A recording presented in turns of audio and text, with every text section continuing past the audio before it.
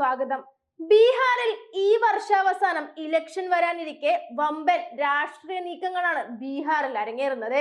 ബീഹാർ എല്ലാവരും ഒരുപോലെ ഉറ്റുനോക്കുന്ന ഒരു സംസ്ഥാനമായി ഇപ്പോൾ മാറിയിരിക്കുകയാണ്. നിതീഷ് കുമാർ എങ്ങോട്ട് പോകുമെന്നതാണ് എല്ലാവർക്കും അറിയേണ്ടത്. എന്തായാലും ബീഹാറിൽ ഒരു ട്വിസ്റ്റ് ഉണ്ടാവുമെന്നത് ഉറപ്പ് തന്നെയാണ്. മോദിയെ തകർക്കുക എന്ന കോൺഗ്രസിന്റെ ലക്ഷ്യം ചെന്ന് അവസാനിക്കുന്നത് നിതീഷ് കുമാറിന്റെ മുന്നിൽ തന്നെയാണ്. എങ്ങോട്ട് ചാടണമെന്ന് ആലോചിച്ച് മുഖ്യമന്ത്രി കസേരയിൽ ചിന്തിച്ച് തലപുകച്ചിരിക്കുകയാണ് ഇപ്പോൾ നിതീഷ് കുമാർ. ആ നിതീഷ് കുമാറിന്റെ മുന്നിൽ വൻ ഓഫറുമായാണ് ഇപ്പോൾ രാഹുൽ ഗാന്ധി എത്തിയിരിക്കുന്നത്. ഇതിന്റെ ഭാഗമായി ലാലു പ്രസാദ് യാദവിന്റെ വസതിയിൽ വെച്ച് രാഹുൽ ഗാന്ധി കൂടിക്കാഴ്ച നടത്തുകയും ചെയ്തിട്ടുണ്ട്. നിതീഷ് കുമാറിന് മുമ്പിൽ ഞങ്ങൾ വാതിൽ തുറന്നിട്ടിരിക്കുകയാണ് എന്ന ലാലു പ്രസാദ് യാദവിന്റെ വിശദീകരണമാണ് ഇതിനൊക്കെ കാരണമായത്. ഒരിക്കൽ ഇതേ ഇന്ത്യ സഖ്യത്തിൽ നിന്നും മറുകണ്ഠം ചാടി BJPക്ക് മുന്നിൽ പോയി പെട്ടുപോയതാണ് നിതീഷ് കുമാർ. ഇന്ത്യ മുന്നണി രൂപീകൃതമാകുന്ന സമയത്ത് ഒപ്പമുണ്ടായിരുന്നതും നിതീഷ് കുമാർ ആണെന്ന ഒരു കാരണം കൂടി മുന്നണിയിലേക്ക് തിരിച്ചു വരാൻ മുന്നിലുണ്ട്. അതുകൊണ്ട് തന്നെയാണ് ഈ ഓഫറുകളുമായി നിതീഷ് കുമാറിന്റെ അരികിലേക്ക് എത്തുന്നതും. ഗംഭീരമായ പ്രകടനത്തിനാണ് കഴിഞ്ഞ ദിവസം പാറ്റ്ന സാക്ഷ്യം വഹിച്ചത്. 1947 ഇന്ത്യക്ക് സ്വാതന്ത്ര്യം ലഭിച്ചിട്ടില്ലെന്നാണ് RSS മേധാവി മോഹൻ ഭാഗവത് വിശ്വസിക്കുന്നതെന്നും അങ്ങനെ ചെയ്യുമ്പോൾ ഭരണഘടനയുടെ തത്വങ്ങളെ അദ്ദേഹം തള്ളിക്കളയുകയാണെന്നുമാണ് രാഹുൽ ഗാന്ധി പറഞ്ഞത്. രാജ്യത്തിന്റെ മുഴുവൻ സമ്പത്തും വ്യവസായികളുടെ കയ്യിലേക്ക് കൈമാറ്റം ചെയ്യപ്പെടുമെന്നും ആധുനിക രാഷ്ട്രീയത്തിൽ ജനപ്രതിനിധികൾക്ക് അധികാരമില്ലെന്നും രാഹുൽ ഗാന്ധി കൂട്ടിച്ചേർത്തു. സമൂഹത്തിലെ അവശത അനുഭവിക്കുന്ന വിഭാഗത്തിന് യഥാർത്ഥ അവസ്ഥ മനസ്സിലാക്കാൻ ജാതി സെൻസസിന്റെ പ്രാധാന്യത്തിനും രാഹുൽ ഗാന്ധി ഊന്നൽ നൽകി. ഞങ്ങൾ വീണ്ടും അധികാരത്തിൽ വന്നാൽ പഴയ പാർട്ടി 50% സംവരണത്തിന്റെ തടസ്സം തകർക്കുമെന്നും അദ്ദേഹം വാഗ്ദാനം ചെയ്യുകയുണ്ടായി.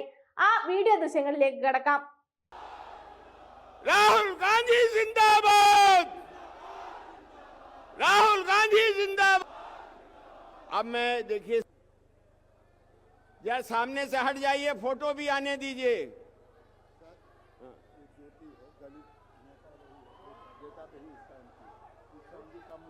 नहीं शादी नहीं चलेगा, नहीं चलेगा, नहीं ज्योति जी अभी चांदी वादी का नहीं करेंगे। 4 महीने का तय था वही, फिर बाद में कभी करवा देंगे। ये युवा कांग्रेस के लोग जो सड़कों पर लड़ रहे हैं उनकी तरफ से राहुल जी का अभिनंदन हो रहा है। क्या ये कौन सी है? अरे तो वो कौन सा है? ये यूथ कांग्रेस नहीं। ये कौन लोग? अरे भाई आप लोग कौन है?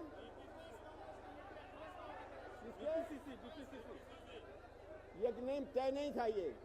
चलिए जल्दी करिए। अनुराग चंदन कहाँ है? जाओ चलो। ये हमारी जो पिछड़ा वर्ग विभाग है उसके आप सब जिनका इंतजार कर रहे थे, इस देश के जननायक, शोषित पीड़ित की आवाज, देश का भविष्य, नेता प्रतिपक्ष श्री राहुल गांधी जी यहाँ आ चुके हैं। आप लोग जरा शांति बनाइए और जोर से नारा लगाइए, जननायक राहुल गांधी। आपकी आवाज दिल्ली के गलियारे तक पहुंचना चाहिए। जननायक राहुल गांधी, राहुल गांधी जिंदाबाद, राहुल गांधी जिंदाबाद। अब मैं देखिए समय कम है, 1 मिनट नहीं, देखिए कोई नहीं बोलेगा, बैठ जाइए, समय कम है। राहुल जी की बातों को हमको पूरा सुनना है।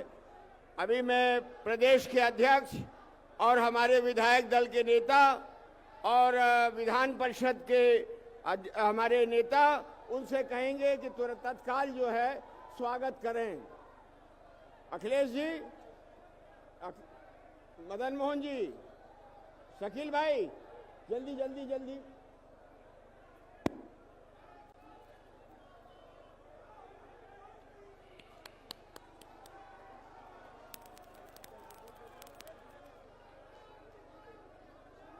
और कौन कौन है?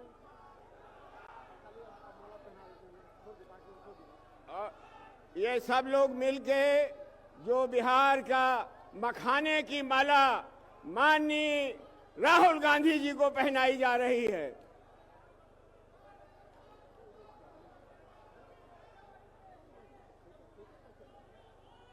अब पिछड़ा वर्ग के कारण उनको बुलाइए, पिछड़ा वर्ग के जो देना चाहते थे।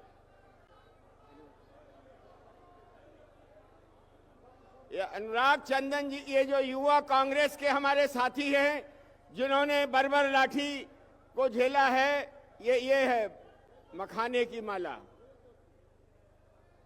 जरा सामने से हट जाइए, फोटो भी आने दीजिए।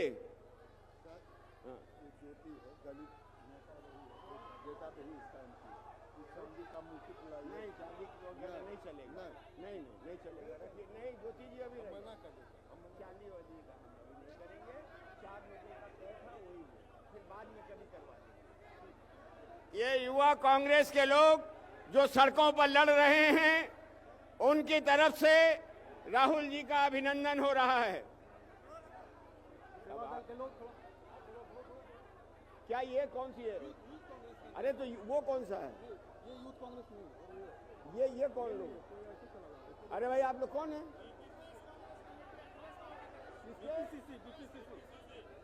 ये नेम तय नहीं था ये। चलिए जल्दी करिए। अनुराग चंदन कहाँ हैं? जाओ चलो। ये हमारी जो पिछड़ा वर्ग विभाग है उसके अध्यक्ष चंदन जी बुद्ध की मूर्ति माननीय राहुल गांधी जी को, पिछड़ा वर्ग का, वही तो कह रहे हैं। चलिए अच्छा बैठिए, कह रहे हैं ना। अनुराग चंदन जी पिछड़ा वर्ग के हमारे अध्यक्ष हैं और वो बुद्ध की मूर्ति माननीय राहुल जी को भेंट कर रहे हैं।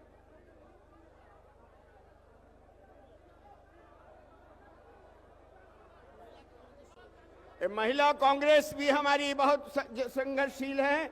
ये राहुल जी को शॉल देकर स्वागत करेंगे और सब लोग मंच पर अब बैठ जाएं, कृपया हाथ जोड़ के विनती है। चलिए आइए, अब मैं कार्यक्रम की शुरुआत करूंगा। मित्रों, जो लोग बाहर हैं वो लोग भी अंदर आ जाए, पीछे पूरी जगह है। और मैं इस प्रदेश के अध्यक्ष डॉक्टर अखिलेश सिंह जी से आग्रह करूंगा कि वो आएं और अपने उद्बोधन को करें। अखिलेश जी आइए।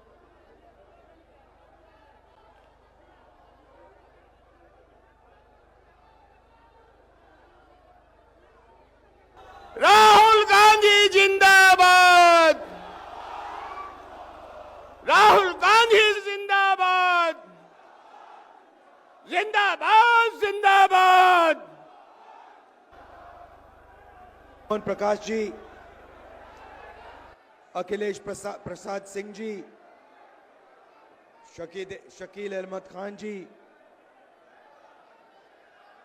तारिक अनवर जी, रामजतन सिन्हा जी, मदन मोहन झा जी, मोहम्मद जावेद जी, स्टेज पे कांग्रेस पार्टी के वरिष्ठ नेता, हमारे सब प्यारे कार्यकर्ता भाइयों और बहनों, प्रेस के हमारे मित्रों, आप सबका यहां बहुत बहुत स्वागत, नमस्कार। कैसे हैं आप लोग?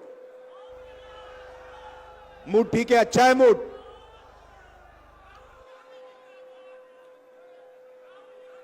कुछ दिन पहले, माइक को ठीक करवाओगे?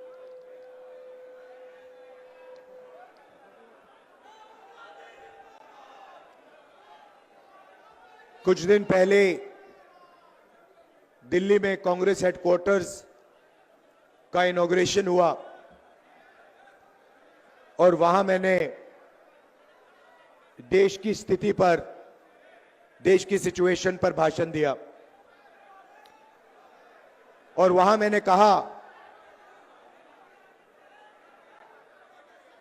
कि कांग्रेस पार्टी ने देश की जनता के साथ मिलकर देश को यह संविधान दिया है और हमारा काम इस संविधान की रक्षा करने का है। हर कांग्रेस पार्टी के कार्यकर्ता का काम इस संविधान की रक्षा करने का है। मोहन भगवत जी कहते हैं कि जब ये कॉन्स्टिट्यूशन बना था तब हिंदुस्तान को आजादी नहीं मिली थी, हिंदुस्तान को उसके बाद आजादी मिली है। इसका मतलब मोहन भगवत खुलकर कह रहे हैं कि मैं संविधान को एक्सेप्ट नहीं करता हूं और मैं संविधान के खिलाफ हूं, क्योंकि अगर वो आजादी को मानने के लिए तैयार नहीं है तो इसका मतलब है कि वो संविधान को नहीं मानते हैं। और कोने कोने में बीजेपी आरएसएस के लोग संविधान को खत्म करने में लगे हैं, हिंदुस्तान की गरीब जनता को कुचलने में लगे हुए हैं। देश का पूरा धन 20-25 अरबपतियों के हाथ जा रहा है। बिहार को देश की लेबर फैक्ट्री बना दी है। आप मेहनत करते हो, आप काम करते हो, आप जीएसटी देते हो, आप अपना खून पसीना देते हो और पूरा का पूरा धन, पूरा का पूरा फायदा 20-25 अरबपतियों के हाथ नरेंद्र मोदी कर देता है। संविधान की रक्षा सिर्फ कांग्रेस पार्टी का कार्यकर्ता कर सकता है। और मैं आपको एक और बात बोलना चाहता हूं कि यह विचारधारा की लड़ाई है और दो विचारधाराओं के बीच में लड़ाई है, यह भूलिए मत। एक संविधान की कांग्रेस पार्टी की विचारधारा, नफरत के बाजार में मोहब्बत की दुकान वाली विचारधारा, और दूसरी तरफ बीजेपी और आरएसएस की विचारधारा, नफरत और हिंसा की विचारधारा। इन दोनों के बीच में लड़ाई चल रही है और मैं आपको कह सकता हूं कि बीजेपी का मुकाबला विचारधारा से ही होगा, कांग्रेस पार्टी की विचारधारा से ही होगा, और बीजेपी का मुकाबला सिर्फ कांग्रेस पार्टी का कार्यकर्ता और उसकी विचारधारा कर सकती है।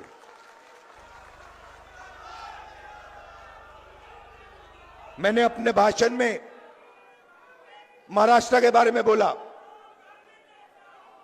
इलेक्शन कमीशन से हम आंकड़े चाहते हैं। महाराष्ट्र में लोकसभा में और विधानसभा में 1 करोड़ वोटर का फर्क है। 1 करोड़ लोगों ने विधानसभा में वोट दिया और लोकसभा में वोट नहीं दिया था। हम जानना चाहते हैं कि इलेक्शन कमीशन से जानना चाहते हैं कौन लोग हैं, और हमने इलेक्शन कमीशन से कहा है कि आप हमें लोकसभा की महाराष्ट्र की वोटर लिस्ट दीजिए और विधानसभा की वोटर लिस्ट दीजिए, और इलेक्शन कमीशन हमें वोटर लिस्ट देने को तैयार नहीं है। यह देश के सामने सच्चाई है। अगला चुनाव बिहार में है और यहां पे यह क्रांतिकारी प्रदेश है। देश में जब भी बदलाव आता है यहां बिहार से आता है, आप लोग करवाते हो। और इसीलिए कांग्रेस पार्टी को, इंडिया गठबंधन को एक साथ मिलकर बिहार में बीजेपी और आरएसएस को हराना है। यह विचारधारा की लड़ाई है। आप सबको तैयार हो जाना चाहिए। आप बब्बर शेर हो कांग्रेस पार्टी के, बब्बर शेर हो, टाइगर हो। आप तैयार हो जाओ। बीजेपी और आरएसएस की विचारधारा को बिहार में हमें हराना है। इंडिया गठबंधन के साथ खड़े होकर बिहार में हम इसको हराएंगे।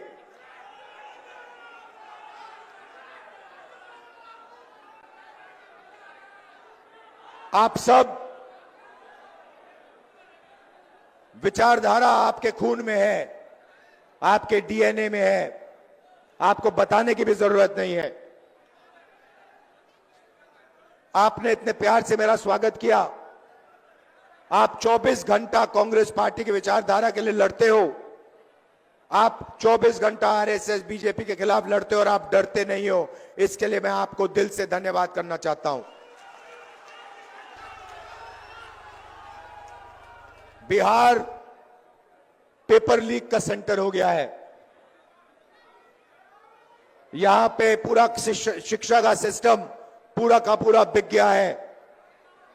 बिहार में युवाओं को रोजगार नहीं मिल सकता। बिहार में महंगाई बढ़ती जा रही है। गरीब लोग कुचले जा रहे हैं। इन लोगों के लिए कांग्रेस पार्टी को लड़ना है। किसानों के लिए, मजदूरों के लिए, गरीब लोगों के लिए, पिछड़ा वर्ग, दलित, इन लोगों के लिए लड़ना है। माइनॉरिटीज के लिए, सबके लिए लड़ना है और यहां बीजेपी की विचारधारा को हराना है और कॉन्स्टिट्यूशन, संविधान की विचारधारा को जिताना है। आप सबका बहुत बहुत धन्यवाद, दिल से धन्यवाद। नमस्कार, जय हिंद।